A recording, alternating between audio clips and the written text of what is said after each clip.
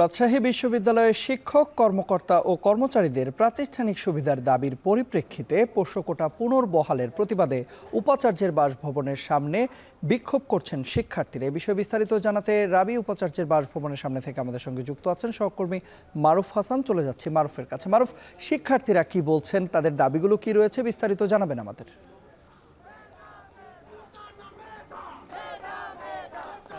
এখানে সন্ধ্যার পর থেকে রাজশাহী বিশ্ববিদ্যালয়ের শিক্ষার্থীরা উপাচার্যের বাসভবনের সামনে অবস্থান নিয়েছে।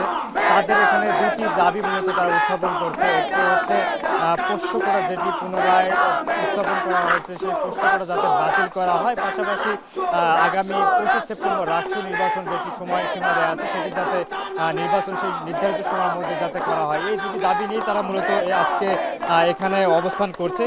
এর আগে আপনাকে একটু বলে রাখি যে আজকে বিকেলে উপাচার্যের অনুমতিতে এখানে উপাচার্য সহ 2024-25 শিক্ষাবর্ষের যারা ভর্তি উপকমিটির সদস্য ছিলেন তাদের নিয়ে এখানে সিনেট ভবনে একটি ভর্তি উপকমিটির মিটিং হয়। সেখানে মূলত পোষ্যকোটা নিয়ে যে সব সিদ্ধান্ত হয় তার মধ্যে একটি ছিল যে পোষ্যকোটা যেটি বিগত সময়ে ছিল সেই পোষ্যকোটা আবার নতুনভাবে থাকবে এবং শুধুমাত্র এই বছরেই শিক্ষক, কর্মকর্তা, কর্মচারীদের সন্তানদের ভর্তির সুযোগ থাকছে।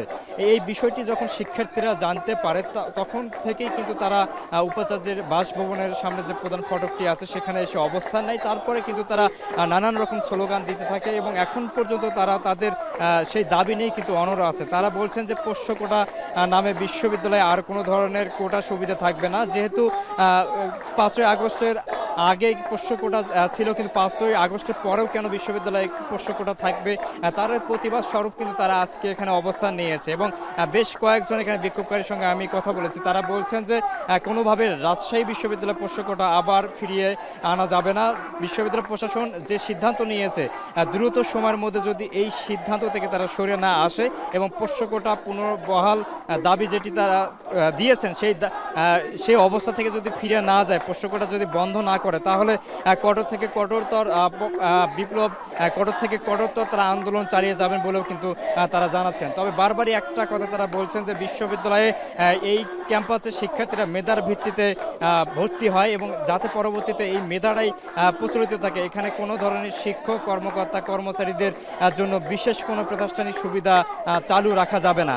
যদি বিশ্ববিদ্যালয় প্রশাসন সব কিছু উপেক্ষা করার পরেও যদি এই ধরনের সিদ্ধান্ত নেয়, তাহলে সাধারণ শিক্ষার্থীরা এখানে কেউ কিন্তু এগুলো মেনে নেবে না। এখানে অনেক শিক্ষার্থী আছেন যারা রাষ্ট্র নির্বাচনে প্রার্থী হিসেবেও আছে। তারাও বলছেন যে এখানে যে দাবিগুলো আছে মূলত তাদের রাষ্ট্র নির্বাচন সঠিক সময়ে হতে হবে এবং এই পোষ্যকোটা পুনর্বহালের যে সিদ্ধান্ত নিয়েছে বিশ্ববিদ্যালয় প্রশাসন সেই সিদ্ধান্ত থেকে যাতে সরে এসে পোষ্যকোটা বন্ধ করে দেয়, এমনটা কিন্তু তারা বলছেন।